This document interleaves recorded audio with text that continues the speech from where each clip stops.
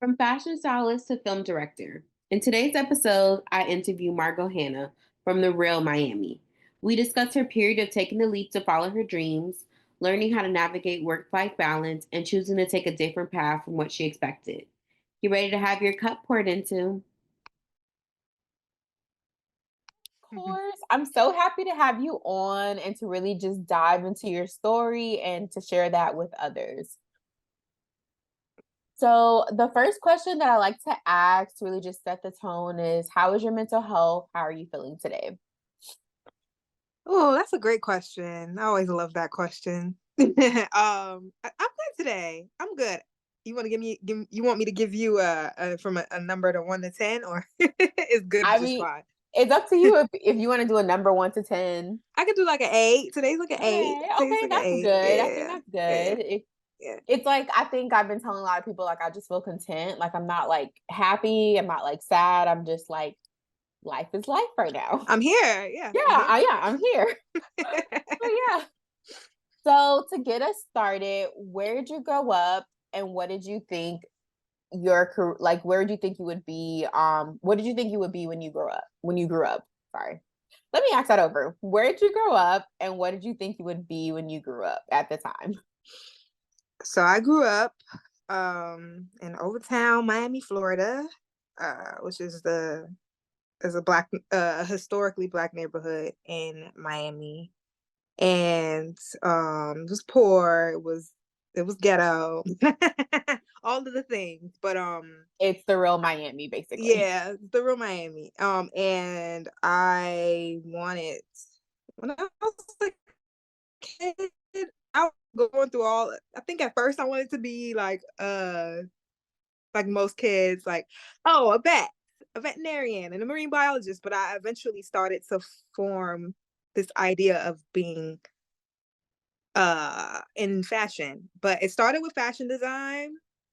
I never got into any of the fashion design schools as a kid because I didn't have like that art background that you need in terms of like drawing and blah blah blah. But yeah, it was always fashion, interestingly enough. Fashion and just like image. I was always interested in that. And did this start in high school when you were in the process of like getting ready to go to okay, so what were you thinking when you were in high school? I think it started forming in like, because I used to draw, but I wasn't great at it. It started in elementary school. But high school I definitely started to realize like that I just enjoyed just being a creative person and like involved in all of the arts. So I really enjoyed everything. Like I liked fashion, I liked dancing at the time. And then I was super just like interested in just like photography and visuals and video and all that stuff. So Yeah, I think high school kind of in a way like showed me my interest and showed me how much I enjoyed it, and like made me think about taking a step forward and just going with I find interesting. mm. Yeah, I know like the first time I was like introduced or like you were talked about, everyone always said she's a dancer, she could dance. And I was Hmm. like, okay, I have to meet this person, even though I can't dance. So yeah. It's so interesting because I don't dance anymore. So it's so interesting because I think like for instance we had like a high school reunion recently, and like everybody still associates with me with a dancer, and I'm just like, damn, I don't even do that shit anymore. I know because I think it was like what you did, if I'm not mistaken, for the full 4 years. Because were you a majorette or no? Yeah. Yeah, Yeah, I was on a dance line. I was on yeah, yeah, exactly. so yeah, I You was were the there. captain Yeah, at from one point, freshman year. right? Yeah, I was. Yeah. Okay. Dance was like a big part of my life at that time. But you get older. I still love it, but I don't know, I just stopped dancing. Yeah, and like you said, you love different parts of the art, so there's just like Hmm. other sides that you just put yourself further into. Exactly. So growing up, how would you describe your style and like your sense or like expertise of knowledge of fashion? So I was super like experimental. Like I was always like eccentric. Some reason I remember my uncle one time, I don't remember what I had on, and he told my mom, he was just like, she's very eccentric.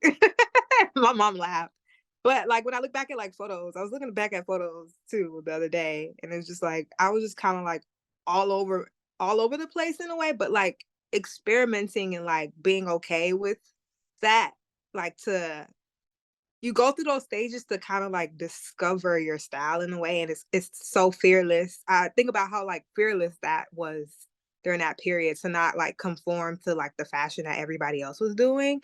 If I could name it, I would call it like chaotic. Chaotic cute. Like, oh, look at this girl. She got a lot going on, but she trying.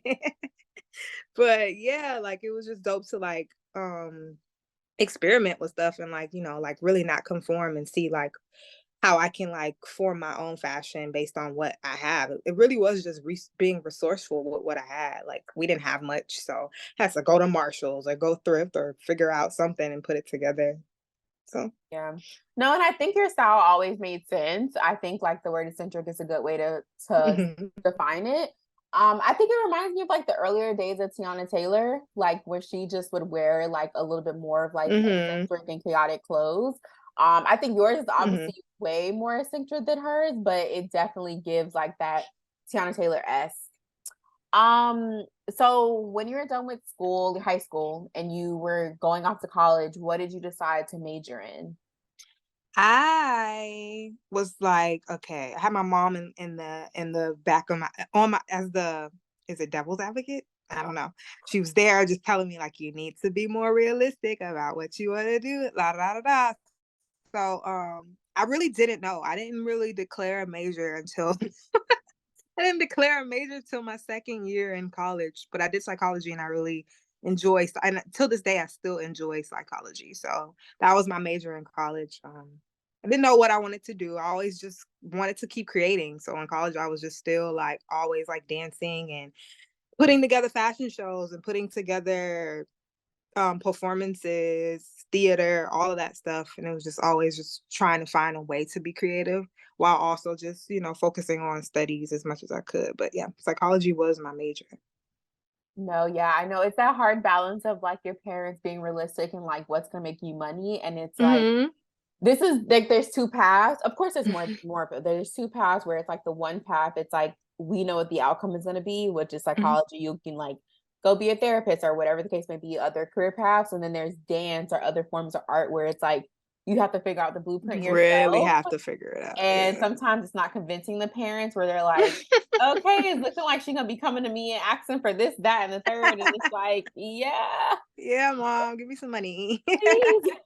Um, I love that you said that you were still creating though, even though you declared your major at psychology to do the more realistic route, your mom Hmm. being your like realistic advocate. And Hmm. then you had your I guess like your platform to create. How did how did you exactly get into styling in your creative development? I didn't, I don't know. We weren't exposed to many things. We weren't, because we didn't have the internet. And I think the internet is what helped me figure it out during like college that this is a career that you can do. This is what like, it's not just the designer. Like for the longest, I thought it was just the designer and then they put the clothes on the client or whatever. But then I realized in college, like there's a middle person who actually goes and gets the clothes and does all of the work and sources the designers to then style the client. And yeah, I learned about specifically being a stylist in college, and I enjoyed that because I didn't really feel like I could had was very strong in designing. I'm very good at creating nothing into something. Like I'm very resourceful, but I don't think I had like enough of the skill and the vision to be a designer. And I always was just really good at like piecing things together. So I thought that it would make more sense doing styling. No, I definitely get that. I've always wanted to be a fashion designer, but similar to you, I don't know how to draw. So I was like, yep, this isn't going to work out. And I think, like, it's just finding, okay, well, what else? Like people tell us, like, oh, you could be a doctor. And once you do learn about the medical field more, there's so many different aspects of being a doctor. You could be like Hmm. a gynecologist, you could be a pediatrician. Like, which sector do you want to go down? And I think that's what you were discovering with design or like the fields of creative is that there's so many different ways you could still be a part of fashion, and you landed on styling. What was it like when you landed like your first styling opportunity, whether that be in college or in the real world? I guess I probably would have to separate it because, like, I guess there's this quote unquote separation between like indie work and like professional work. So I think, yeah, my first styling gig, if you want to be like technical, was definitely college when I was in Faces. When we had, there was a modeling group on campus, and we used to like, style the models for the fashion show. Technically, you could say I started there. But I guess I could say my first shoot technically with somebody that which was pitched somewhere that had status, was Galore, and that was in 2015 or 16. So that was like my first one, and we worked with this girl. I worked with this girl named Jamila McWhorter. She's a really gorgeous girl. She's like freckle face, orange hair, black girl, and it was really fun. It was like, oh, I can do this thing now. I didn't know this is how you do it, but oh, you see it piecing together slowly but surely. No, yes, I love that. And then you also did your own project, which I think is like not to be all up in your space, but it's behind Mhm. you. You did your own styling project of Tenderheaded. What was the inspiration for that project, and how did that process come about?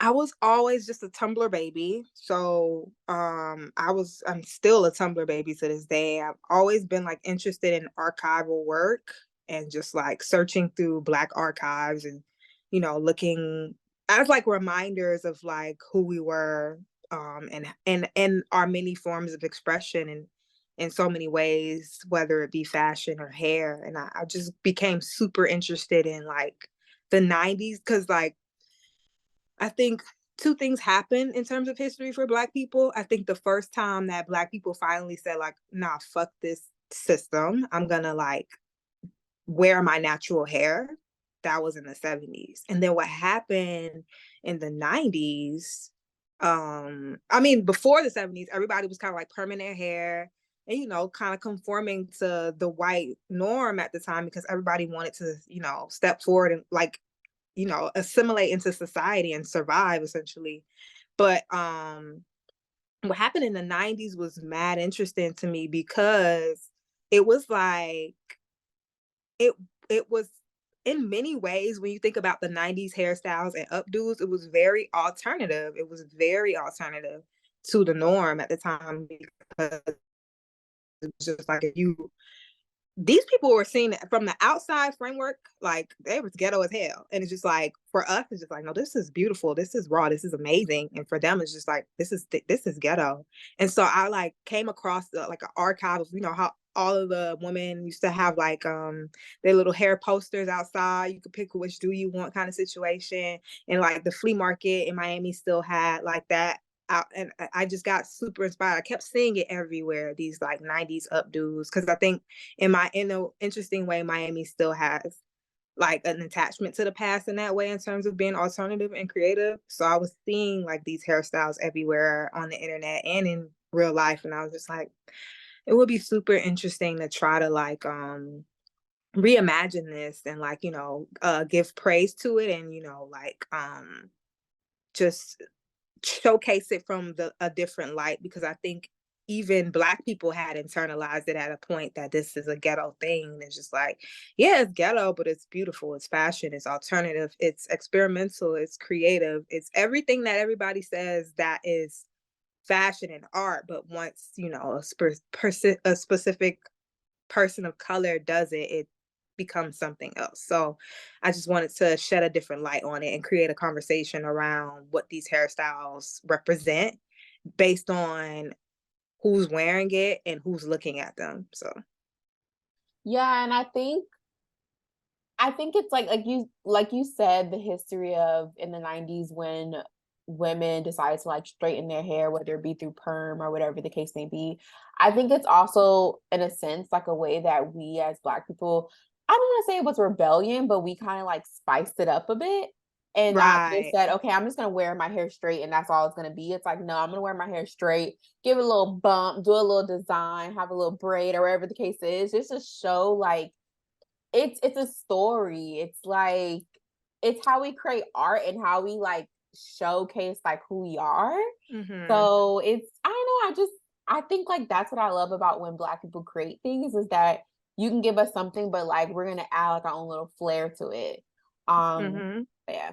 And I definitely when I look through like the art piece that you did with tenderness, you could I mean tenderheaded,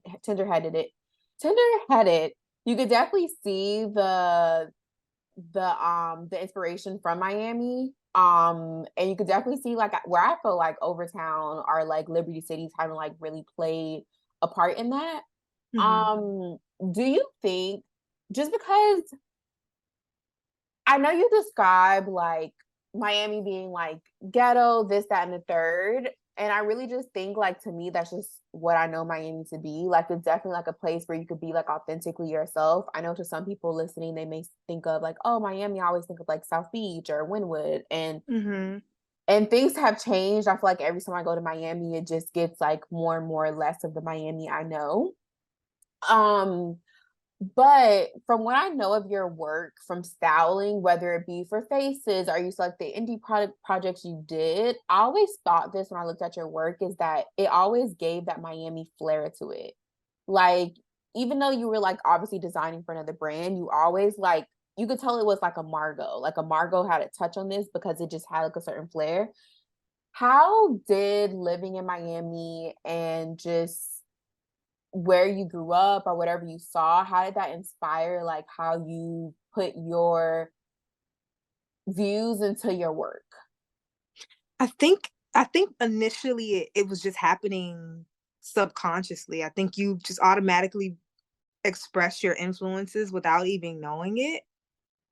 And then taking it from there, I started to realize like, yeah, I'm from Miami. I love this place. And I think oftentimes it gets um overshadowed by South Beach and that side. And there's a whole nother side who deserves like a voice as well. So I think once I started to realize, like, okay, like what about us? Like we got something to say too. I always try to incorporate as much of my city as I can, just as a reminder, like for people who are from there, just to like be proud of that. It's I think a lot of people, even when I hear outsiders speak of Miami, or like a lot of people don't even want to associate with Miami sometimes, and it's kind of like sad. It's just like you should want to associate with all, like I think there's good and bad in everything, and you take that's the beauty of just Black people in general. Like that's all we know. All we know in this specific country is struggle and how to create something out of a struggle. So I think that's what I appreciate in terms of Miami, of always just trying to figure out how to just be ourselves and just be in this place where we're continuously being pushed out and forgotten and erased. Like how do we continue to take a stand and like embrace each other, and then also just like force force people to remember us in a way. So I always just think about how to incorporate Miami in everything that I do, because it's a place where I didn't even realize I appreciated it as much as I did until I left. So No, I could definitely attest to that. And to your point of being pushed out, I definitely think like when I go back to like Overtown and just I don't even know what to call it because I know people have like new names for it, but like the Overtown, downtown Miami, like now where Red Rooster is, that mhm. area is where I grew up going to where I felt like every other weekend and it just looks like night and day so different.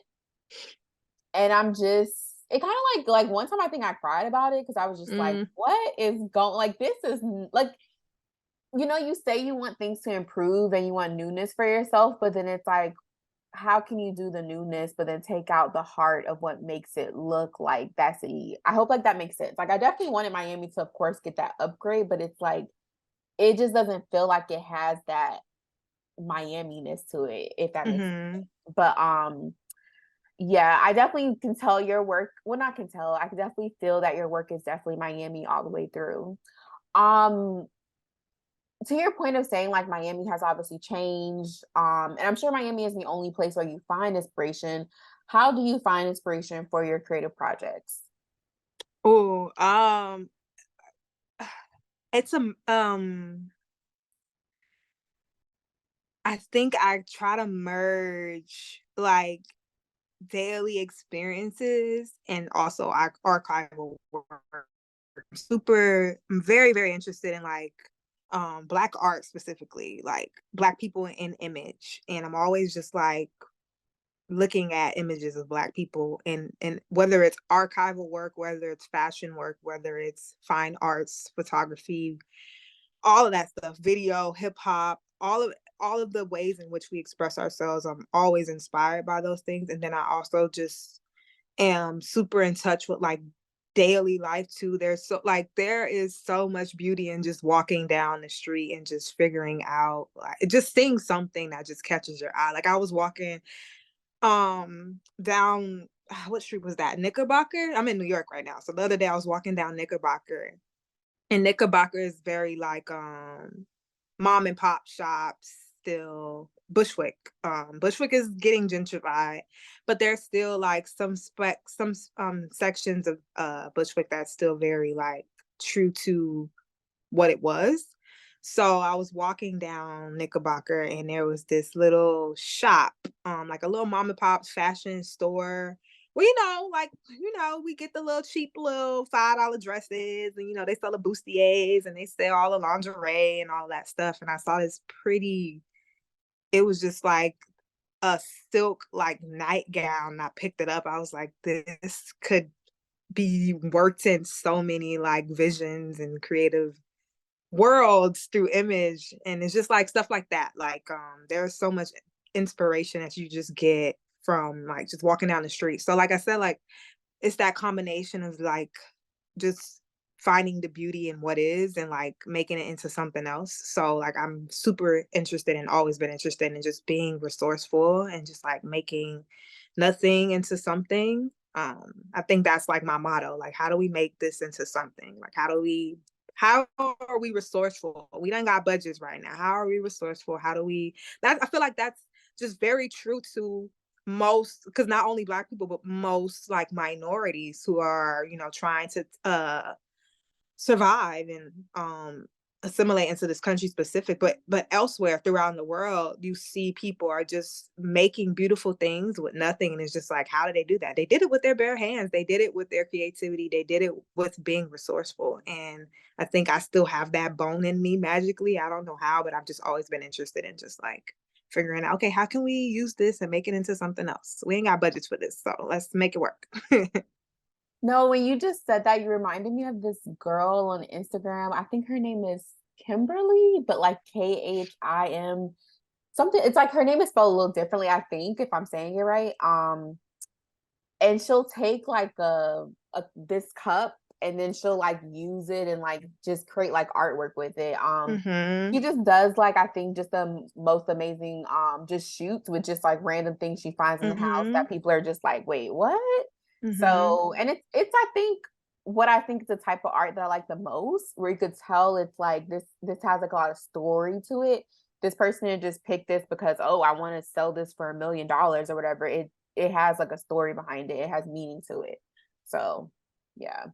And yes, Knickerbocker is definitely changing. It's not the same. I'm in Bed-Stuy now, and yeah, it's definitely different. Bed-Stuy is changing too. Bed-Stuy is changing a lot. I think I'm in the last little bit of like old Bed-Stuy from what people tell me. And it's definitely changing. I can see after this year's up that it's not going to be the same Bed-Stuy. I know people are saying that within the next 5 years, it will probably be like completely gentrified. Yeah, I can imagine. I already see it. Like every time I go to Bed-Stuy, I'm just like, where am I? I'm on the right. I'm in the right place. You are. I know. Into No, go ahead. like speak on that real quick, just in relating it back to like what you were talking about in Miami. And it's just like we all love the idea of like our communities, like, having more for our communities and like seeing things, get renovated and, having access to different things in different places, but don't change the core. Like, ask the people of the neighborhood what they want, how to make these things better. How does it better serve their needs versus serving the needs of outsiders and like pushing out the people who were, I mean, it's not ours, but this is where y'all forced us to be at a period in time. So, and now you're taking it away from us. What you want? What you want? No, for real, because I even saw a TikTok this morning. The Labor Day parade is coming up, and that in New York is when they celebrate Carnival. And people are complaining because the bands are practicing for the still band competition. And the lady was, I guess, the lady who made the video was walking down the street, and the guy handed her a note, and basically it said like, "Hi, resident, we're practicing for the still band competition, just want to let you know." And she's like, "Why are you giving this to me?" And he's like, "Because we're just making sure people are informed." She's like, "I'm from here, I know you guys do this every year." And he's like, "I know you don't need it, but I have to give it out because people are complaining." So it sucks because it's stuff like that that makes the community a community. If you don't want to be here and be a part of what makes that community go somewhere else. Yeah. Yeah. I mean, but they're running out of places to go too. So. I know. It's getting bad out here. No, it really is. And it's just like, how do we make it a place where everyone's happy? Which I've learned to understand that not everyone is going to be happy, but how can we make this all like, just work? But yeah. I guess it's just one of those things with time. Yeah, I guess so. I guess I'm trying to remember what MLK or whatever they were talking about back in the day because it's not in me today. But yeah, I love that you find inspiration. It seems like where you find your inspiration, it seems like it's from like the history, the culture, the story of like being Black and just part of like the Black culture.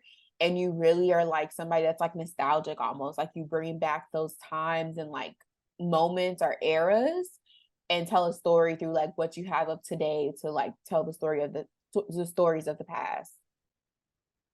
Would you consider that at one point you did go full time with styling in your career, like your career so far?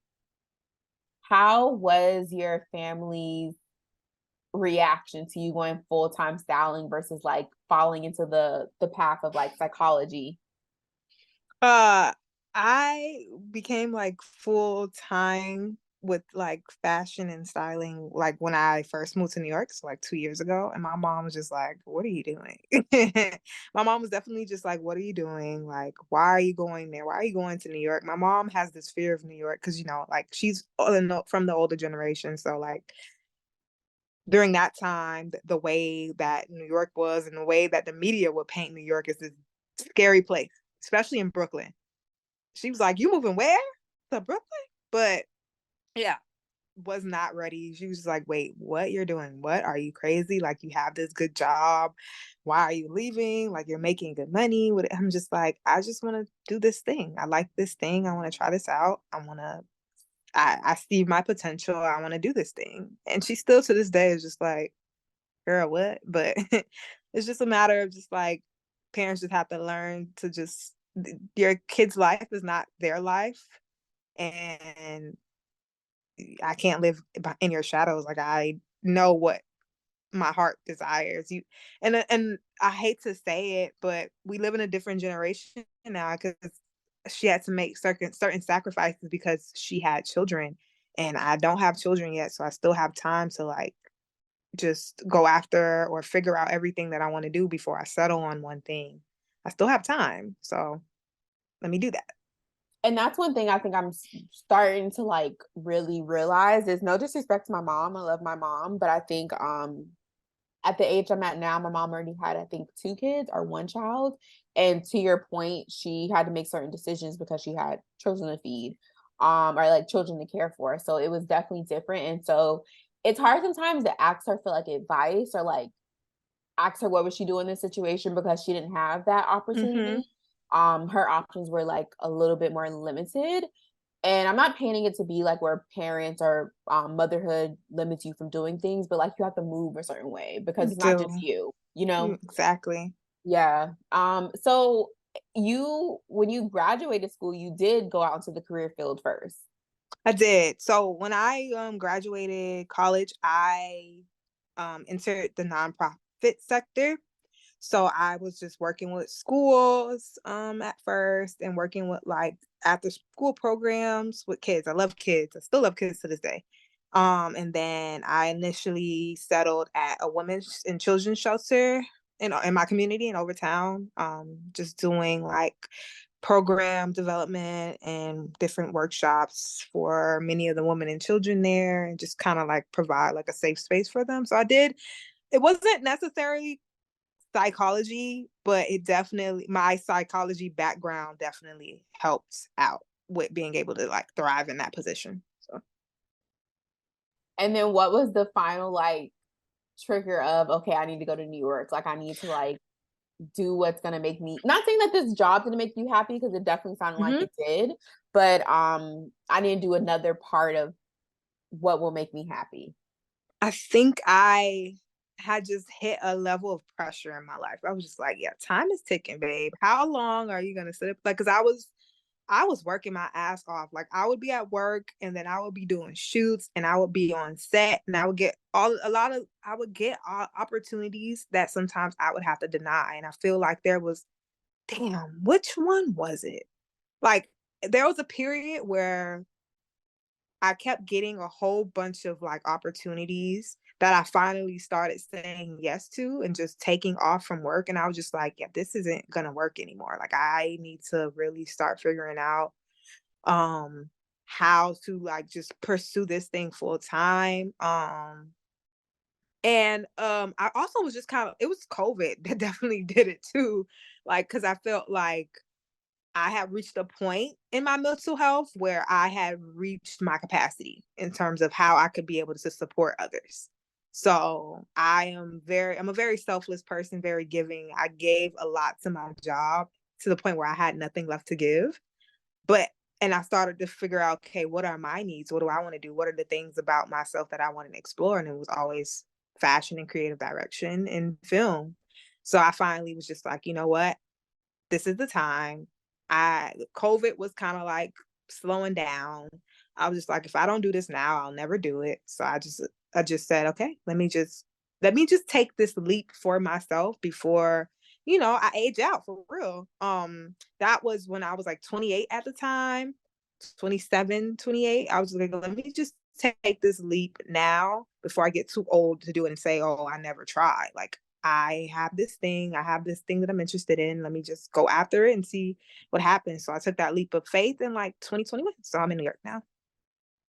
Yay. I was so happy when you finally said you were moving to New York, because I honestly, I don't know why. I felt like after college I thought you were gonna move straight to New York for some reason. But I know we weren't like super close, but I was just also like, oh, I guess maybe that wasn't her thing. So yeah. I was gonna come to New York, but I just don't think I was prepared money wise, and Mhm. like I didn't know what I would do as far as like jobs. So I got accepted to NYU and all because I was gonna get my master's, and I said, hell no, like y'all not giving me no money. They weren't giving me no money. They weren't giving me no money for grad school. I was like, who's gonna take out $75,000 in loans? Are y'all your damn mind? Like, I really don't even like the idea of having that much loans under my name. I was like, I'll figure it out some way. But that much money is insane. No, that definitely is. I'm mad. And then how does like financial aid work when it comes to grad school? Like, is that like non-existent or Financial aid is non-existent in okay? grad school unless like, and I didn't do enough in college to even get like fellowships and stuff like that. Like in college I was just doing my coursework, but I really didn't do the outside work that a lot of people require in order to gain like the internship work that you're supposed to do, the all that kind of stuff. I didn't do it. So they weren't giving me no money. They were like, girl, what did you do? But like I definitely wrote a bomb ass personal statement. I think that's what got me in, and like yeah. I think it was just too damn expensive. And I think something that someone told me is that, everything happens as it should and as it was supposed to. And now you're here, you're able to pursue like your next steps within like your creative field. So when you were working in Miami at the job, you mentioned like working, I'm assuming by day, you had like, I'm assuming a normal 9 to 5. Um, and then you would do like shoots and things on the side. Maybe it's you taking like a personal day or you doing it like on the weekend or whatever the case may be. You said that you reached like a point of I'm giving so much to others. What am I doing for myself? Like it took like a toll on your mental. What was that realization of I need to start living for myself and not always for other people? I reached a point where I was just like, I don't know what's wrong with me. And I think it started getting to the point where like my friends were noticing like, yo, something's wrong. I think I was reaching a point of like I guess it was burnout in a way, but like I wasn't like recognize I didn't want to accept it as that. I was just like, let me just push through, like whatever. I was just like, let me just get through the day. But like a lot of that stuff, a lot of like the things that you try to cover up in terms of mental health and you try to like push into your subconscious leaks out into your day to day in so many ways that you don't imagine. And I was during this period, I was just so burnt out. Like I was so super critical of myself of feeling like I'm not doing enough. And in terms of like trying to like live out my vision for fashion, like I was just being so critical. Like there are some days where I was just super depressed and just my boyfriend, he was just starting to notice. He was just like, you're not okay. Like you need to chill out for a bit. So it was one of those things where everything kind of hit the ceiling for me. It was just like, I think I pushed myself to a limit too much because, like, I guess I had too many high expectations for myself and I wasn't being realistic with myself. So I eventually, like, hit a point of, like, where I could no longer serve the people that I had reached I had gotten I think what definitely drove me to the point where I was just like, okay, I need to like think about leaving this job is I had gotten a leadership position and one that I don't think I was ready for. And a lot of the decisions that I had to make as a leader conflicted with me personally. And I think that conflict just kept getting driven, like, I don't know, like driven into my subconscious. And it just kept like eating me up inside in ways where it was just like, I didn't want to do it anymore. I didn't want to make certain decisions anymore. I didn't want to like be involved with certain decisions anymore in terms of leadership because I wasn't ready mentally for that. I was still super young at that time to have such a huge leadership role. I was like deputy director type thing. And it was just a lot of things that I didn't really agree with and I didn't want to involve myself in those decisions and I was just constantly in conflict and I just finally was just like, yeah, I can't do this anymore. I'm tired of like complaining about this. I'm tired of being tired. I'm tired of not being happy about certain decisions. I started this job because I liked this part about it. I didn't want to do this part. And yeah, it just started becoming like, yeah, I don't need to be, why am I still here? Let me just take a leap of faith and get out of here. Yeah. And deputy director, that title just sounds very intimidating. Oh my God. Mhm. It's Exactly. it's so hard when you have like your mom who was an advocate for you to like go to college and Hmm. people telling you like this is what you should do, this is what you should be doing, get a job, do this, do that, and you're doing all the things they're telling you, and then you get to that point where it's like, This ain't what I want. yeah. And then it takes this whole, like you said, like your friends start to notice it, your boyfriend mentioned something to you, and then you realize, okay, like what is it? And you realize it was the job and just like the pressures of having that high level of responsibility and like you had to make important decisions that I don't want to say you didn't care, but like you said, like you didn't agree with. Mhm. And I guess I want to say you didn't want to sell your soul anymore to be there. Mhm. How was the process for you of like, okay, this job is not it. I need to Mhm. leave, but what's next? How was that process for Yeah. deciding what was next? So I've always I'm a subconscious planner. Like in the back of my mind, I'm always like thinking about the what if. And I think that's an anxiety response. It's good sometimes, but sometimes it's not good.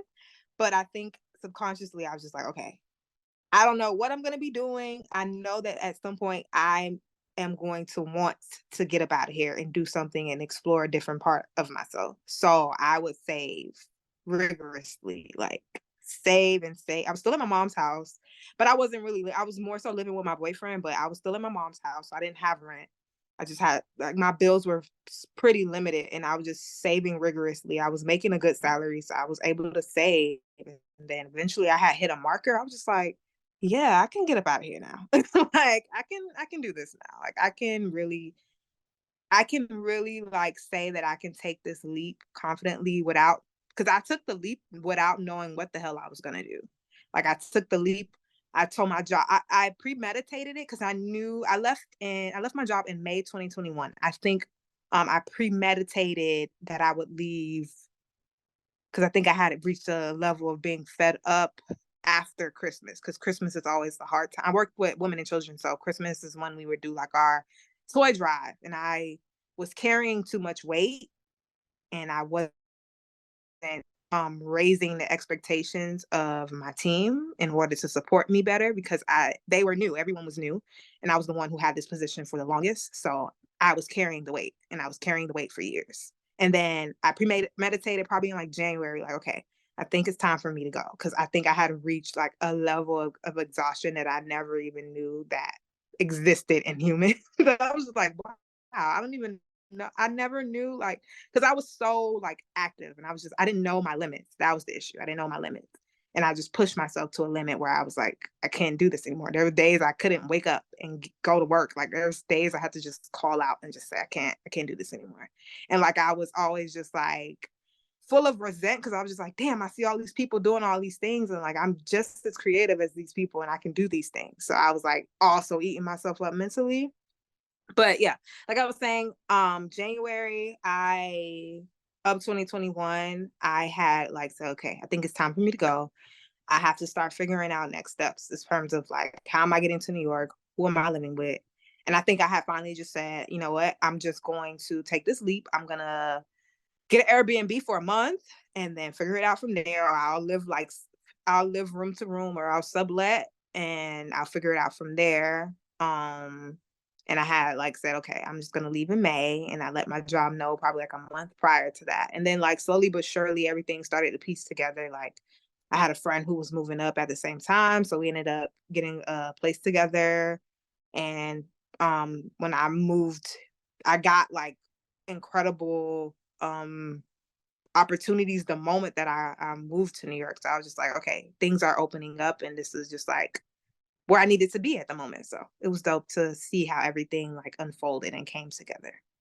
It's like as soon as you decided that this decision you wanted, the universe agreed and just said, I Oh was waiting for you. yeah. I was Cause waiting for like you. even when I said that, yeah, even when I said it, like I had got like these super incredible, like even when I was in Miami, when I was finally saying like I'm leaving, I had got like the most incredible opportunities that kind of like shifted my vision of like what I could be doing and what are the ways in which I could create. And I got this one job with this director named Cara Stricker. She like kind of like that experience kind of like changed my idea of what I could do. I always knew somewhat had an idea of like how to go about like how to combine all of my interests in fashion and film. And then we did this beautiful film in the Everglades. It was called Every Step is a Prayer. It was about just kind of like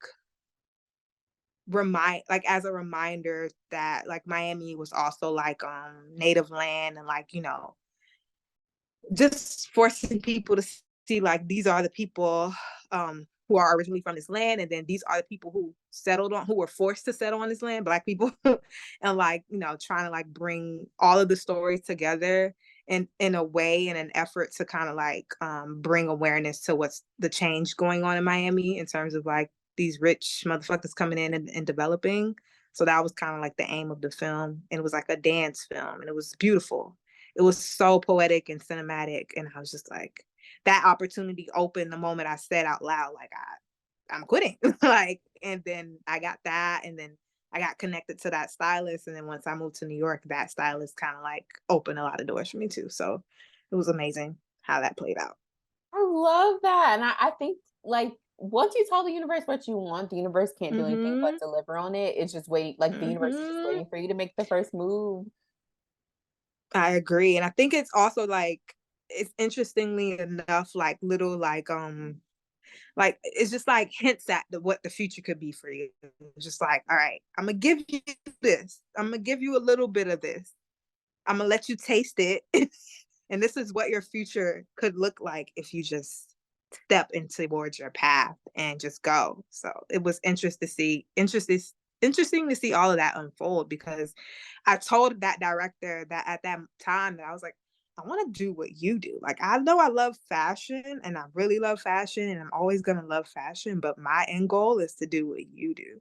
And like, yeah, I think now it's dope because I'm like entering film school, entering a new level of expression and seeing how those doors are and the ways of being like continue to like open up. And it's just like so interesting to see how life plays out. And I love like from what you shared so far, like you did the dance thing in high school, then you got to do the style thing a little bit in college, and now you're entering into like your film creative era. And not to say like the other parts don't play a part in it, because it does. I think like They you can do. still find ways to incorporate all the things of creative that you love, but I just love how like your creativeness has evolved. Um, so you talked a lot about like when you left the job and you deciding like this is what I'm gonna do in the universe, returning back to you all the things you wanted. How were you able to fill your cup back up in the sense of like getting your mental health back to what was normal for you? To be Go ahead. oh, Sorry. Oh, go ahead. Go ahead. I didn't. to be honest with you, I don't think I think life works in an interesting way, because I think the moment I left my job, I never had a moment of rest after that either. Like, I left my job working crazy hours and being on sets and doing all that stuff to enter into the New York way of life, which is not a slow life at all. So I never had a moment of rest. And then until I was forced to have a moment of rest recently. But I went from that to the chaos of fashion in New York. So I didn't give myself a period of transition, a period of rest to figure out like, okay, let's heal ourselves before we step back into another environment where we're learning and being tested. And yeah, I think that was my only, I think that's life lessons in a way, but I won't say it's a regret, but it's definitely something to consider in the future in terms of like when I do consider like making a huge shift in my life, is to like really give myself a little moment to slow down before I like step into other things, because I feel like I was carrying a lot of the anxiety and stress that I had left my job with the over into when I moved, and I didn't realize it, and it was still just operating in my whole body, and I didn't really have a moment of rest. And yeah. You were probably just so happy to be away from the job Oh that you're just, yeah, you were just like, I'm doing the things I want to do. Like, let's go. And then it's like, oh wait, yeah. there's still some little baggage I need to like get rid Yeah. of. I brought too much with me. Yeah. So yeah, no, Literally be like that. I definitely get that. Um, transitioning over into some mental health questions. I know we already have dived into mental health, but like actually giving it more focus. How do you manage being a stylist and your mental health? Ooh, I definitely had to create a system for myself. Because I was operating from one system and entering in another system. And especially in New York, New York is the fashion system and the way it's already set is pretty harsh. It's very harsh. And it's really a matter of, are you going to take this personal or are you not? Are you going to let this slide? Are you not? So I have to definitely be mentally prepared. And that comes from like doing my yoga in the morning, doing my meditation, writing out my affirmations, gratitude, and all of those things, and getting myself mentally straight for the top of the morning so that the rest of the day follows suit, so that no outside influence kind of like enters into my own space into my own energy. So that I think it's just really just a matter of protecting your energy, and also just learning your boundaries and learning when to say no, and learning when to eat and learning when to eat. Yeah. Definitely agree on the last part because Lord knows I be forgetting to eat. Mm-hmm. I know actually really quick, I wanna go back a little bit because I realized I just grazed over this. You mentioned that now you're in film school, which I love this for you.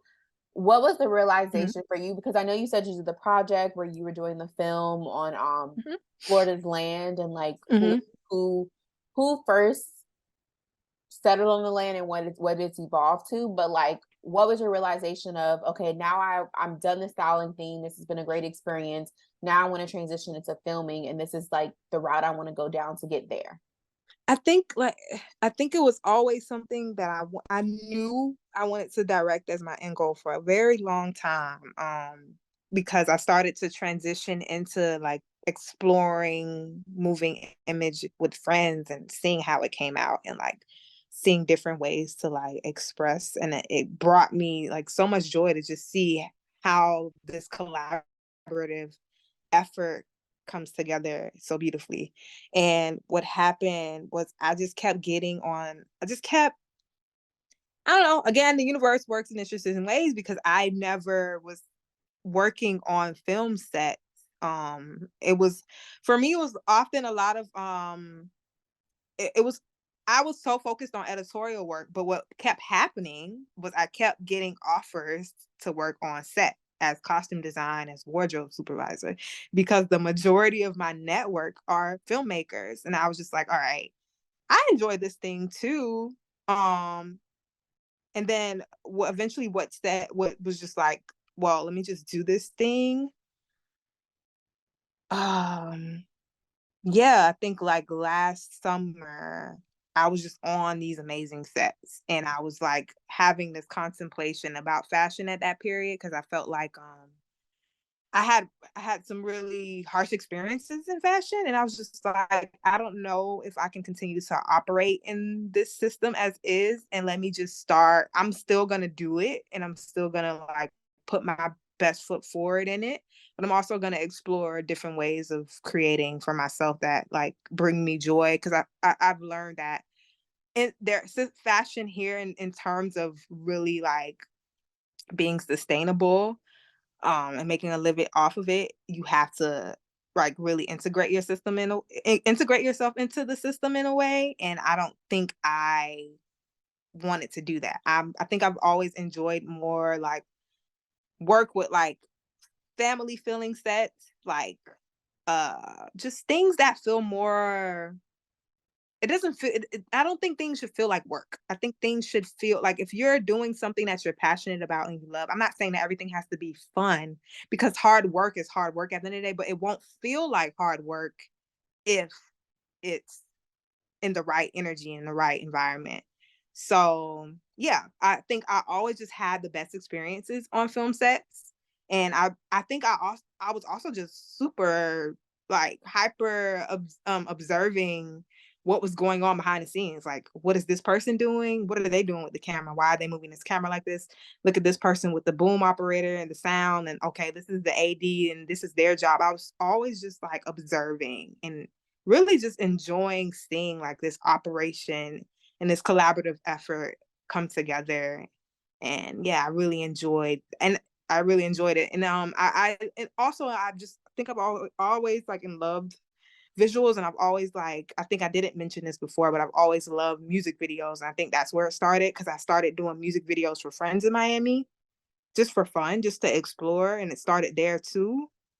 And I think it's just one of those things that just like, I don't know, the universe kind of like guides you in a way that you're not even aware of, but then it starts to be like, ah, I like this thing. Let me do this. But I'm really enjoying this shift into film, and I definitely want to incorporate all of my interests with like fashion and film and dance for sure. And I could definitely see it all unfolding for you. I can't wait to see like what your first documentary or movie, well, aside like from what you've done in the past, but just like what you've done Mm-hmm. after you like, you continue on, just to see like what your next film piece will be. Um, what is a styling goal of yours, or now that you're in the film era, your film era, what is like a film goal of yours? For fashion specific,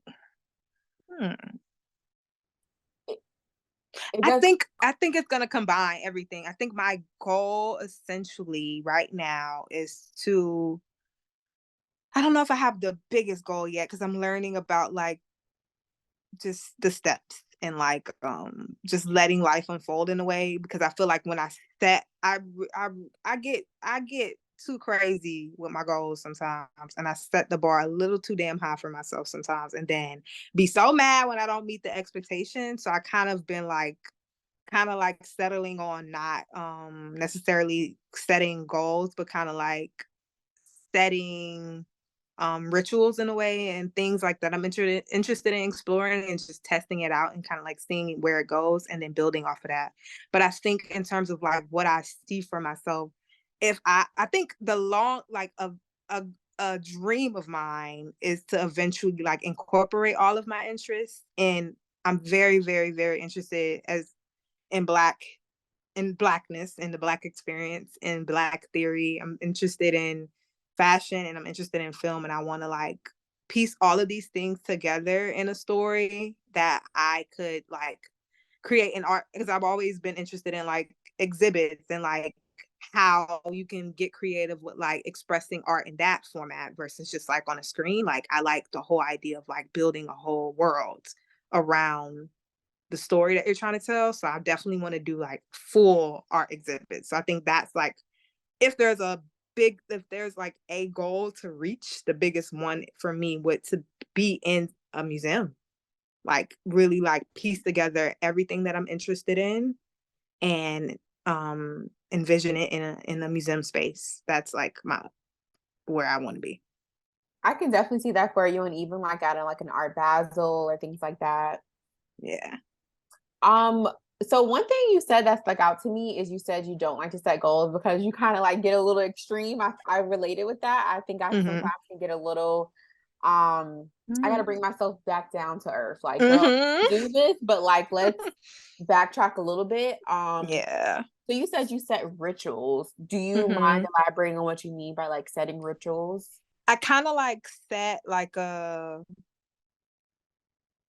I say these are the things that I want to study, and these are the things that I'm going to stick to studying and like figuring out. Because I think everything in life, interesting, is like a little loop. Everything follows like a circular spiral pattern, like, and everything comes together in interesting ways. And I keep finding these patterns in life, and I don't know. It's just kind of like this Pisces shit where you just go with wherever the fuck life is like bringing you. And I've just been like setting a ritual of just like wherever, like I keep like these little patterns and topics of certain things just keep coming up for me, and it's just like, okay, let's keep exploring this thing and let's see what can come out of it, because I think it's still important to have somewhat of a foundation on what you want to explore and like continuing to build on it until you reach the point where, okay, I got it now. Like, okay, this is the thing that I'm interested in. This is how I'm going to spend my time researching it or exploring it or asking questions about it and then building off of that. I think that's where I'm at. And like in terms of what right now, where the rituals for me have been like studying films that relate to like, I'm super interested in psychoanalysis. It's like you're gonna hear like a lot of wild shit right now because I'm all over the place, but like surrealism and then how that applies to like the black, this whole topic of black radical imagination has been like coming up a lot. So just like exploring that and figuring out how to like combine all these ideas and themes and like tell the story, but like also in a way where it's like still somewhat structured and rigid, where it's just like, not just like, okay, I read this thing, let's move on. Like, it's still like, okay, these are the notes, this is what I got from it, this is how this ties to something else that I read, this is what I'm interested in exploring visually. That's what I mean by it. It's almost But like not setting. Oh, go ahead.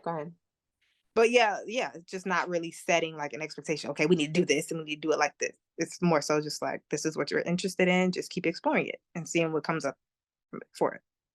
No, I get what you said. I think sometimes we think things have to be or end up a certain way in order for it to get the goal or the feeling that we're looking for. But sometimes if you like you want to do film, you could have told yourself you need to go get a job in film. Like you need to do this, but it's like, why don't you allow the universe to tell you what this can become and not force it so much? I guess is what you said. Yeah, I'm learning myself. I'm learning what's gonna work for me and what's not gonna work for me, and I've learned how in the past I would, because I think I kind of live. I'm kind of like not conforming to certain aspects of being, because like that was like often the thing that many people would tell me would be to go get a job in film, and it's just like, okay, girl, at this point I know I really don't like people that I don't really like working in like corporate environments. I know this about myself. I know that I'm gonna have to figure it out my way, and like I know that I have a talent in terms of like putting people together and like really executing a vision. But I'm also just not gonna like press myself on having that idea right now. And I'm just gonna continue to explore all of the things that I'm interested in, whether it be fashion, whether it be Black studies, whether it be nonprofit work. I'm just going to continue to put myself in these spaces that inspire me, where again, it doesn't feel like work, and it just feels like these things are coming together, and I'm able to live live sustainably, and that like I'm at a good level in terms of like my mental health too, because it's just like sometimes we just kind of get so caught up in like, I think that's where it started for me with fashion, where I got caught up in this expectation of having to be a stylist a certain way, like I have to enter the industry this way, and like I started to learn like the way I operate, the way I see the world, my personality specific is just not fit for this environment. And I had to come to the realization like, okay, that doesn't mean that you can't be this thing. It's just have to figure out how it's going to work for you. No, yeah, and I think to your point of like not conforming, I think it's hard when like everyone's like, you have to do this, it's the only way possible. But there's so many people out there who still end up the same end goal. They just had a different way of getting there. And I don't think any way is right or wrong. It's just like you said, finding what works for you. And you saying like you realizing like you wanted to be a stylist, or like the way that you went through the style world and you were like, I need to take a step back. I'm trying to think of how to ask this question. What basically I'm trying to get to is that, you know, obviously, that why am I blanking on this man's name right now? Luxury Law. You talking about, yeah. Yeah, how Luxury Law said that he needed to take a step back from styling and things like that. I know like a part of it, I think from what he shared so far has been like mental health and just like the way he maneuvered. But it seems like from what my experience, the outside looking in into the styling world, is that I don't even know where I want to go with this question anymore. Sorry. It's just like an on the fly question because of what you said. It just sparked something. But basically it seems like, and I think this goes for any career, not just styling. I think it's like there's been so much like restrictions on how this career path should go or this career path should flow. But you know, us as millennials and especially Gen Z coming up right behind us, we're being very like non-traditional with the way that the way that we move within careers and just how we go about things that we want. I feel like I've seen some people who are like influencers. They've like had their own brand. They've like done so many things and they're just their short amount of time. And there's other people who are like doing the 9 to 5 life, but then they may also have like their own brand on the side, or someone else who may like be going to grad school, or like you going to film school. It's like you don't have to do one thing to get to that goal. You could do so many different things to get there. And yeah, I don't even know where I wanted to go with the question anymore, but yeah. Yeah, it's kind of like living on a whim. Well, it's kind of like living on a whim. Like in terms of the La Roche part, I think the issue there was just finding balance between the work and life and rest. And I think that's where he eventually, or they eventually reached their max, they maxed out at some point because it was just a lot. You're different. You're dealing with different personalities all the time. You're dealing with publicists and you're dealing with like politics. That's the main thing that I really can't deal with is politics. I really hate politics. And I think that's just generally how white people operate. I ain't even trying to be racist right now, but I just feel like that's just their system and how they operate. It's very much so politics. And it does get exhausting sometimes because you just want to just be and not feel like you have to like think of the next move every 10 seconds or how do I work around this thing or it's just like I just want to just do this thing that I'm interested in. And so many barriers to it. And they were at the top of their game, and you just kind of saw how like the work is not glamorous. Like it's cute and all, like the girls be looking good, but the work that goes into it behind the scenes is not. It's really grueling work. It's a lot of work. It's really a lot of work. And most of the people that I've worked with, because I started out assisting a lot here in New York when I moved here, and I didn't see a work to life balance for many of the people that I assisted. There was no work to life balance. It was wake up probably 7 in the morning, send those emails out, set up meetings, uh go deal with pulling and figuring out pulls, researching looks for clients. Like the work is it's beyond a full-time job. It's like your life. The moment you wake up, no sleep type stuff, and it's just like every day, no break. And a lot of people really just didn't really set in the time for work to life balance. And then I think it's also just getting harder in terms of like sustainable living. Our standard of living right now just keeps going up higher and higher. Like it's getting harder to live. It's getting more expensive to live. So of course, like you as a stylist, you're thinking like, I gotta pack on the work. I gotta get more clients. I gotta keep working in order to sustain my lifestyle. And I think that's eventually what happened. It was just starting becoming too hard to work this much in, in order to sustain like being able to live. And I think for me, I learned pretty early through observation that I'd rather have a really good balance between work and life. So I like my little walks in the park. I like my, I like to sleep in on Saturday. Like who the fuck like I like balance. Like I don't think we as humans are meant to just be on go mode all the time. I think we do need that rest. I think rest is very important. And I think this society in a way tries to tell you like, no, you're not supposed to be resting. It's just like, no, babe, yes, you are. And just to bring it to the point, is just like, I think that's where the interest in not like limiting myself to one thing and like exploring all of my interests, because it just allows you to live a little bit more freer and like just I think the possibilities for us are limitless in general. Like you don't have to stick to one thing forever for the rest of your life, like a lot of our ancestors did, like our parents. Like we understand the idea of like exploring all of our interests now. I think because of the idea like we only got one life to live, and they're gonna like try to take everything away from us. So why not just like live and like explore all of the things that we want to do?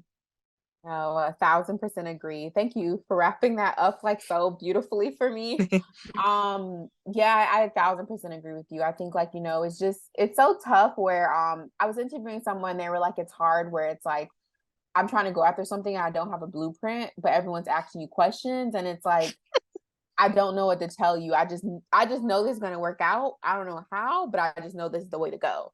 Hmm. And I think that's really the part is that we as humans, we want this blueprint of knowing what it's gonna be like. But even if you take the route of, I don't know if you've seen lately, this kind of scares me. A lot of people who have been working at jobs where they were guaranteed pensions, now they're taking their pensions away. And I'm just like, imagine you've Hmm. been working at a company for 10 years and you're like, I'm gonna Hmm. stay here because if I stay here To for have these a good 10, 20, benefits.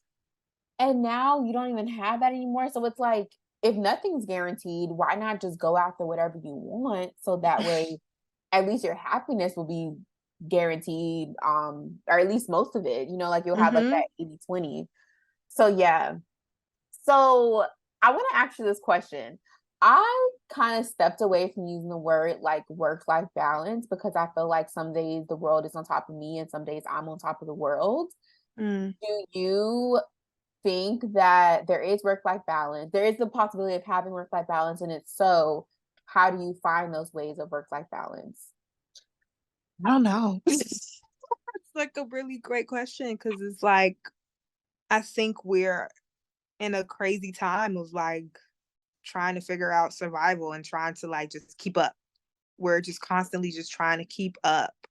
And it is very difficult to find that. But I think it's also just important to kind of like find it in a way. Like it doesn't have to be structured. It doesn't have to be like on this day I'm this, and it's just like find the peace wherever you can and however you can. If you got to slow down for a week or so, do that. Like just figure out what's going to work best for you, and like just I think it's something that I'm still struggling with and still trying to figure out. Like, okay, if I don't work, I'm making the money. I'm not surviving. I'm not eating. I can't pay my rent. Or if I'm doing all of that, like I have to do it at 100, and there really is no time for rest. So it's just like figuring out, okay, how do you make this work? And I think it's just a constant. It's just like a constant cycle of figuring it out.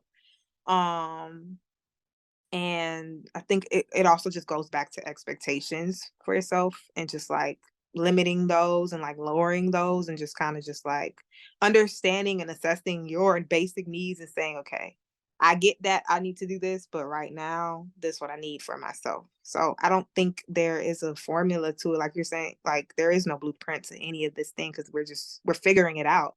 Um, we are in a process of kind of like redefining our own worlds and like rebuilding and reimagining what life could be for us differently from our predecessors, from my ancestors, from our parents. So like I think it's just we don't have the answers yet at all, but I think it's just trying it out and seeing what works. It's not defined yet. Yeah, I 1,000% agree with you on that. And thank you for that because I think I've needed that in my personal life for some time because I'm just like, well, what is Mm-hmm. the blueprint supposed to be? And I think to your Mm-hmm. point, it's just like doing check-ins with yourself where you wake up and it's like, how am I feeling today? What do I need to like make me be whatever I'm lacking or, just filling up my cup more. So yeah. Mm-hmm. Um, so, as someone who's worked during New York Fashion Week, what was the experience like? Ooh, I've had how many have I had so far? I've had a few. I can't even count. I've had a few New York Fashion Weeks. But I think I was always like pretty selective. And I think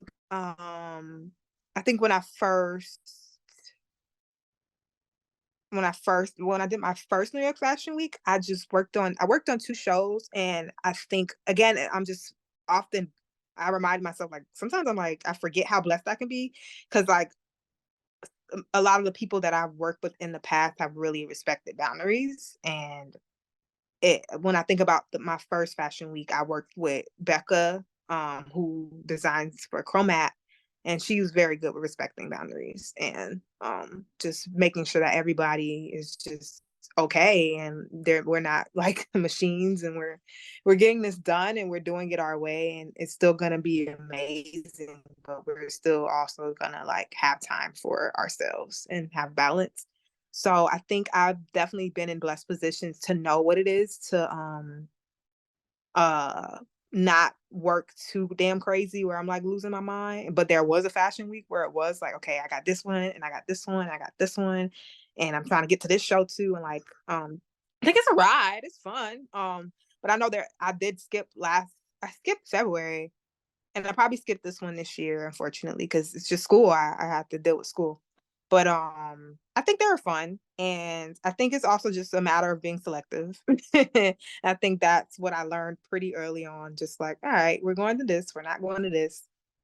And when I need to go home and get some rest, I'll go home and get rest. Like, I'll see y'all later. I don't need to be here. And I think also maneuvering through like it when I was younger, it was just a matter of like learning what environments you want to be in and which ones you don't want to be in. And I think I learned that real quick once I started getting involved into that whole world. And I knew I was like, okay, this is all politics. I don't need to be here. This is all ego. I don't need to be here.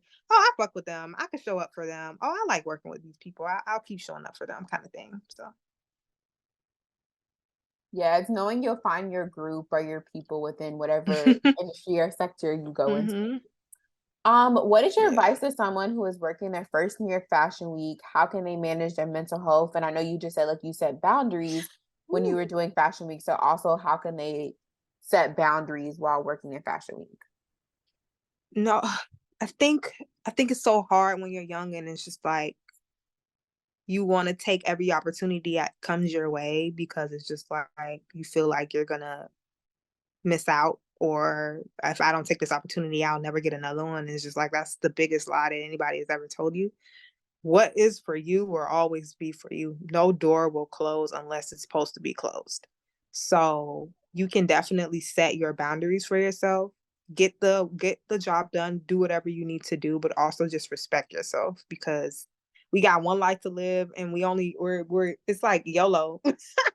Like we got one life to live, and uh, it's just so much more important to take care of yourself and your needs. And I think I'm older now and I'm really understanding with that. It's so much easier now to say that. But when I was younger, I didn't respect myself in that way. And now that's, I guess, the advice that I wish I told myself was just like, set your boundaries for yourself and just know, like, no, you're not missing out on any opportunity. What is for you is for you. Like everything is just what's for you is for you. And that's how you figure out, like, all right, these are the people who will respect you. These are the people who you need to remain working with. And those who don't respect you, you don't need to work with them. And that's just always important to remember. Like if they can't respect your boundaries, then you don't need to be with them.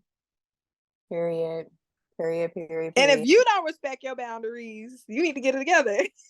That's true. That's I think it can be hard because I think it's what you said, where it's like, oh, I have to take all these opportunities. I think Mhm, sometimes, not mhm, saying take all the opportunities, but I think to a point that you just made previously was you quickly learned which groups you didn't want to be a part of or which things you didn't want to work. I think that is one benefit to trying an opportunity to see like, okay, is this where I want to be? Is this where I want to be? Whatever.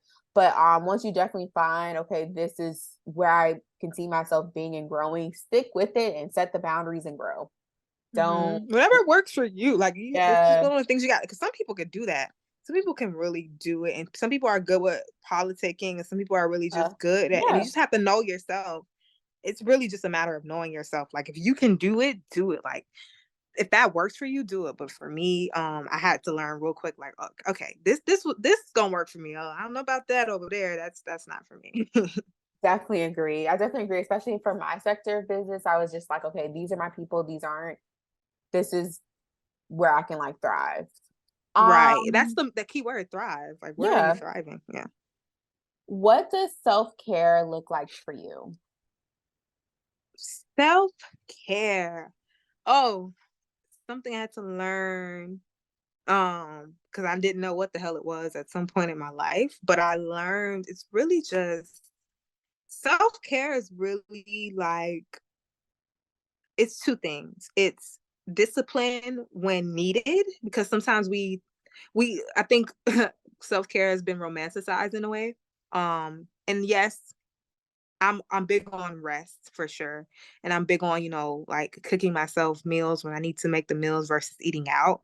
Those are very important to me. I'm big on yeah, getting my rest. And I'm big on like um those are the main two things in terms of like those type of like important forms of self-care in terms of like understanding your body's needs.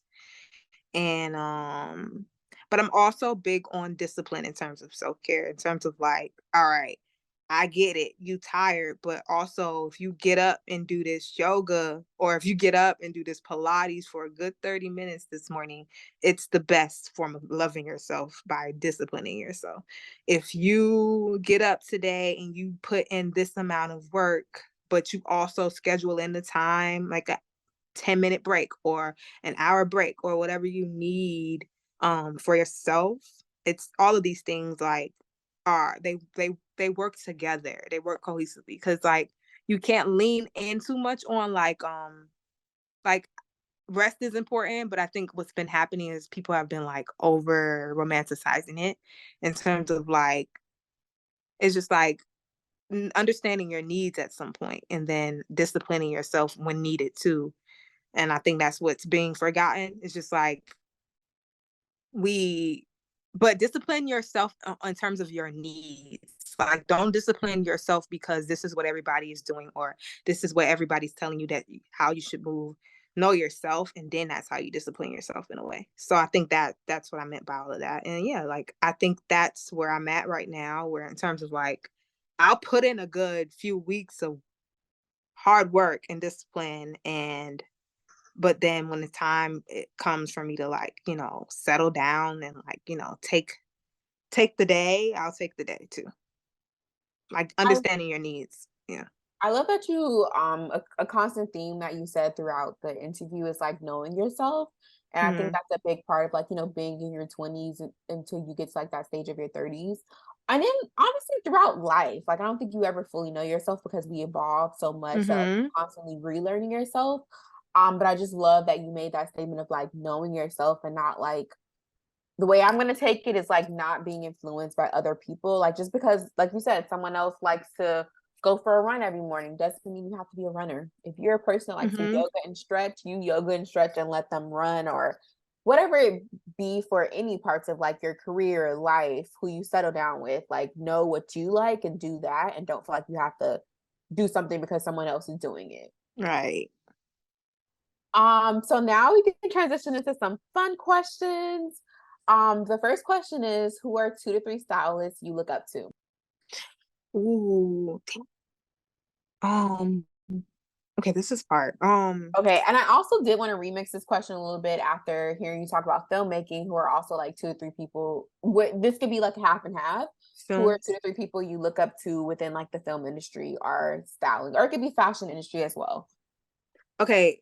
I'm gonna say first and foremost, in terms of styling and creative direction, um, Ebe Kamara changed my life. Like completely showed me that okay, the things that I'm interested in terms of like being using the elements of your environment and like making them into a look and getting creative with design in that form, he kind of like showed me like this is possible, like taking a sheet and making it into a gown, like all of these things are just like using your resources and like creating something out of a resource and like getting creative what things can be. Like I remember he did some shit with spoons and I was like how the fuck, and he did some shit with balloons and I was like wow, this is art and style at its finest.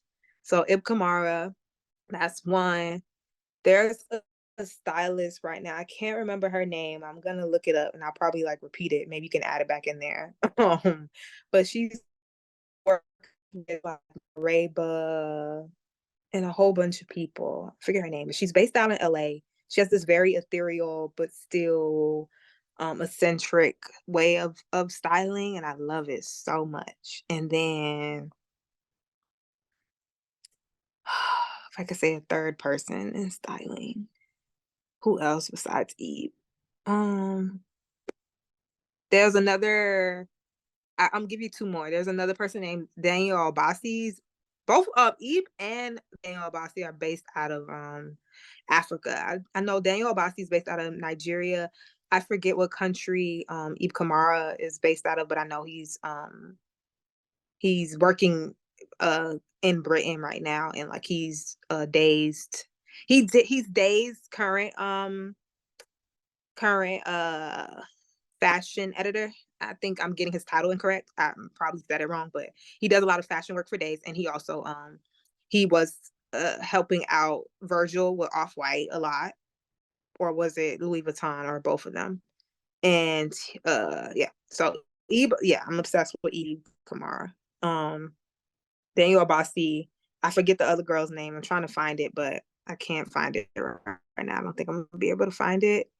And then if I could throw another person out there who I actually got an opportunity to intern with, Patty Wilson. She is the GOAT, like one of the biggest Black stylists in this industry. And she like was OG, and she's still in this shit. Like I interned with her. I was just like, lady, how are you still doing this shit? But she's raw as hell. She's a visionary for sure. I think yeah. I'm gonna stop there. I can keep going, but I'm stop there. And then in terms of filmmakers, I think I'm largely inspired by um who can I say? There's Khalil Joseph. I really love Khalil Joseph's work. Um, very inspired by him. He did some stuff for Lemonade, but outside of that, he has like some really incredible like music videos and short films, and I love his work that he did with Shabazz Palaces. Um,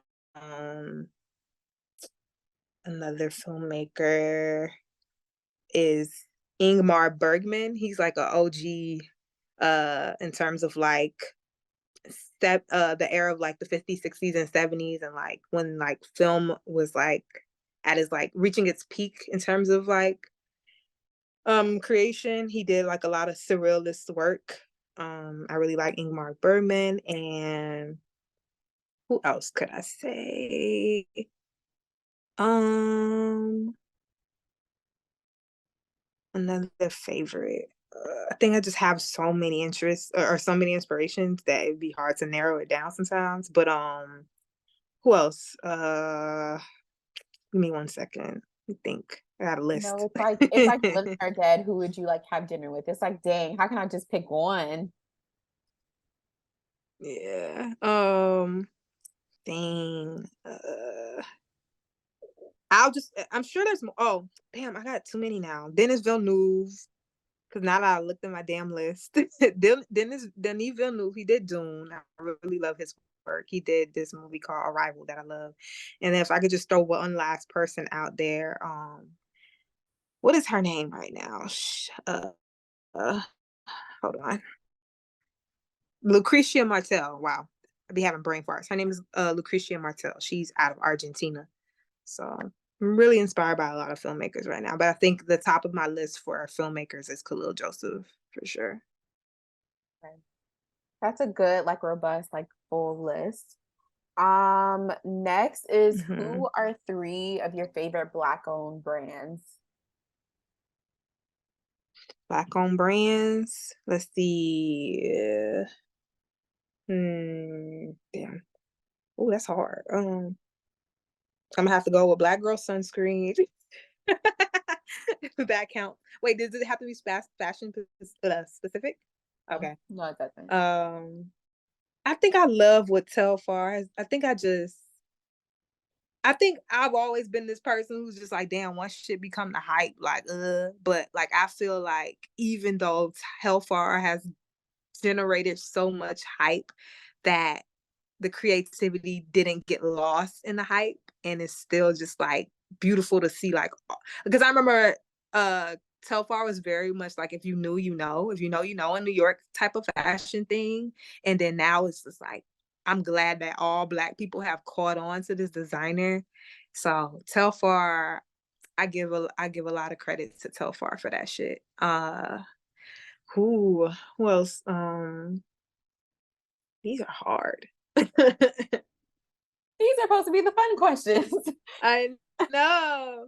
I know. Oh my God. Oh my God. Because I just be so inspired by some of the people that like No, they and just I'm gonna let you get like pull your other two, but I agree with the Tofar one. I discovered them like a little before they got like mainstream, and I was afraid of that once they became popular, they would forget like who was really like the starting base of their like their core audience, but I love that they kept their ethos. They kept their brand ethos no matter what. Like, no, this is what we are and this is what we're doing. I love when they send their emails when they do the bag exchange program and they're like, this is what it is. Nope, we can't do that. Like, they just set it straight. They set their boundaries. That's what it is.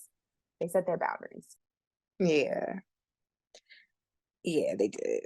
And then I got my other two. Agobli, which is Jack Agobli. I might be saying the last name wrong, but I know who you're talking about. He's though. a friend of a friend. Yes. Yeah, he did Black Boy Knits at first, and now he changed the name of. I love him. I love them. Sorry, I'm getting pronouns incorrect. I love them. And then my friend Nicole ZZ, she does denim work. Yeah, I love her denim work. So yeah, those are my three. No, I love them as well. I'm sorry about the luxury law. I didn't realize their pronoun was them either. But yeah, I love Black Boy Knits. I actually want him on the podcast so badly, but I gotta get back into that. So yeah. Okay, the final fun question we have, which I don't know how fun this is gonna be, but what would you advise someone so my original question was, what would you advise someone that wants to get into styling? But since you've also talked about filmmaking, I also want to ask that as well.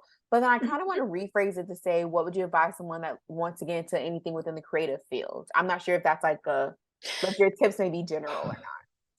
I think what I appreciate about something that you mentioned earlier, which when I was younger, I wish I had realized, because I used to like ask like people, I used to like email people and like ask like, how did you do this and how did you do that? And sometimes I used to take it personal when people didn't respond, but I really respect what you said, that sometimes people don't even know the blueprint and they just be figuring it out along the way. They just go and leap and figuring it out.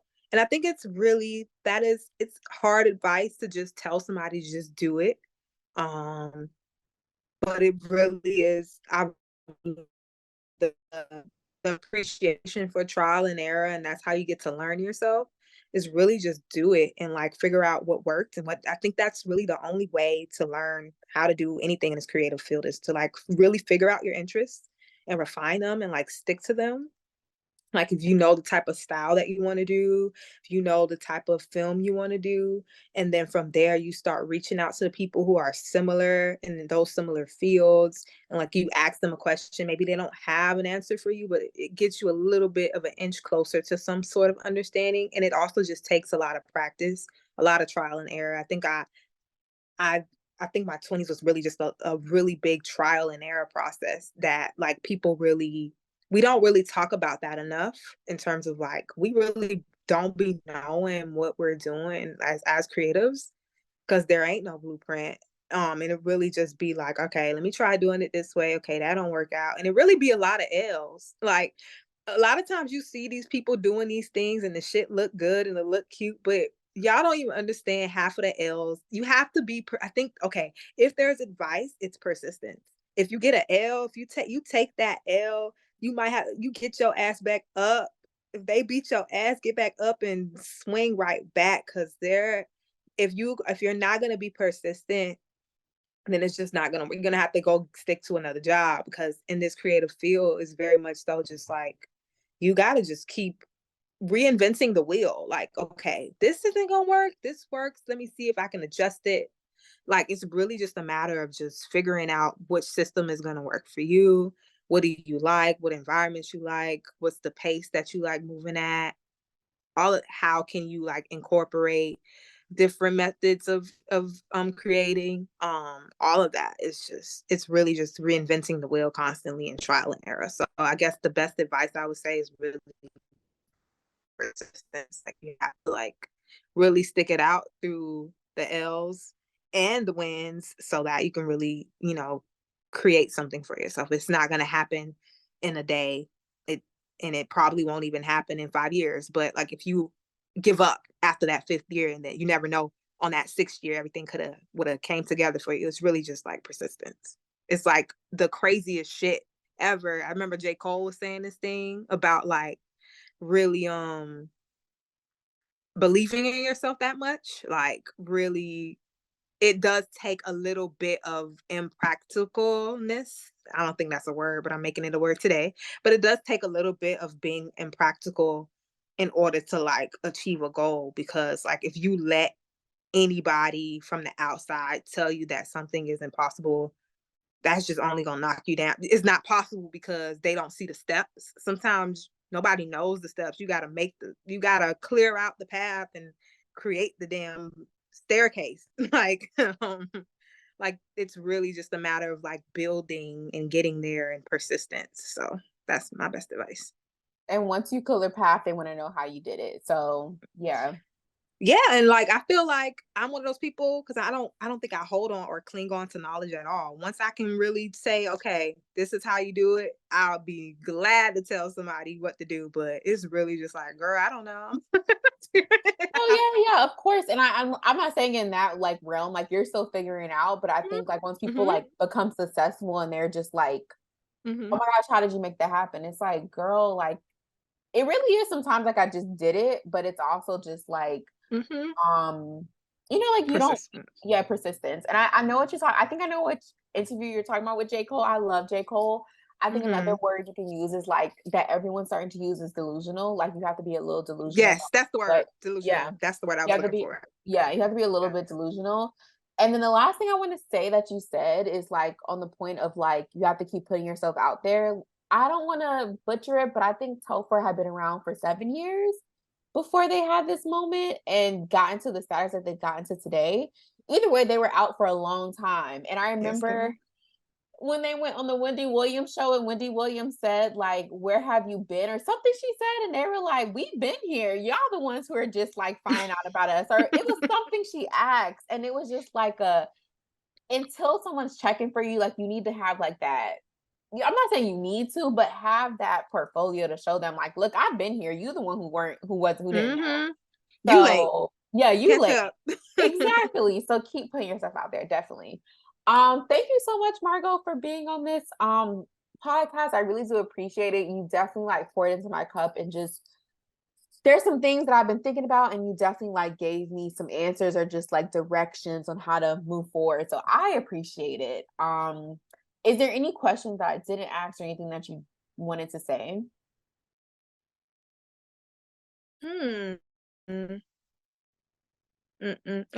I think if there's anything I can leave this conversation with as a reminder is just like really take the time to understand yourself, because I think the big another great piece of advice that someone had given me was like take a personality test, and I think that really like opened up a lot of possibilities for me, and also helped me understand, okay, this is why I was trying to do things like this, but my brain don't even work like that. Why am I trying to do this if I'm really like this? And just like, all right, you really have to like put the mirror up to yourself, whether that's like really taking the real, if you can't really take the real big, deep look inside of yourself, like do the work and like going to therapy or taking a personality test and like really figuring out yourself, because if you don't know yourself you really will get caught up in everybody else's world.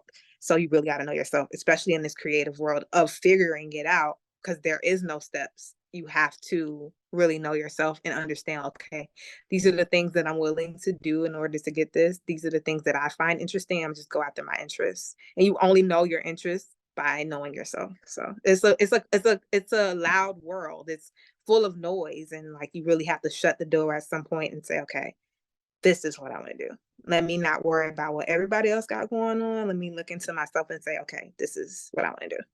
Yeah, definitely. I recently like I've taken like a Instagram break. In some ways I've kind of tapped back into Instagram, but I think this little break has definitely allowed me to like reconnect with myself and learn like, okay, do I really like this? Or was I liking this or Mm-hmm. going after this because I saw it on Instagram or something and just Mm-hmm. making sure it's what I want. So Mm-hmm. I definitely love what you just said. Have you taken a human design test before? What's human design? So my friend just told me about it. I can send you like one of the videos she sent me, but it's another type of like personality type test, but it helps you to learn like how what is it? She said how you generator, how you like, it's like personality tests, like how you go after different things in life, and I even like like that. how things come to you. Like she says she doesn't really try to like go out there looking for like partnerships. They just always come to her. So she just is ready for that opportunity. Versus some people, they're good at like, let me network or let me do this, let me do that, and the third. So I'll send you the video and the link to take the test. And I have Ooh, the show notes for yes, send others. me Oh, that. you That found it. sounds Okay. awesome. I love stuff like that. Mm-hmm. Last question is, what is your social handles for anyone that wants to connect with you? Oh, like you, I'm rarely on social media. One day I'm gonna get back. Ooh, one day on there consistently because I feel like I do have like things that I need to say, but I think I'm still just figuring it out. But Margo Hannah, MargoHannah Margo Hannah, my And first and last name _ That's for I'm really on Instagram only. oh, okay. Huh? Are you wait, sorry, what'd you say? I said I'm only on Instagram. Okay. I'm on Tumblr too, but I ain't telling people my Tumblr name. That's what I was just gonna ask you, what's your Tumblr name? But okay. We'll respect that. But thank you again so much for being on the podcast today. I definitely appreciate this conversation. Thank you for having me. I appreciate it as well. I definitely walked out of it like understanding myself more and like, I don't know, feeling good about like what I had to say and perspective on life as you go through your things. So I thank think you it's for good having sometimes to me. just like have that walkthrough of like, wow, I've done all these things and like I've realized so much about myself. So I think like it's like Hmm. a therapy session, if I can say for you. Yeah. Mhm. Yeah. Of course. Can't wait until the next episode to get your cup filled. Follow us on our social media platforms at Pour Into My Cup on Instagram, TikTok, Twitter, and Pinterest. Make sure you subscribe to the podcast to stay updated when new episodes are released. Leave a review and pour into someone else's cup by sharing the podcast. And I have to ask, is your cup half empty or half full? Peace, love, happiness. Brashiba, signing off.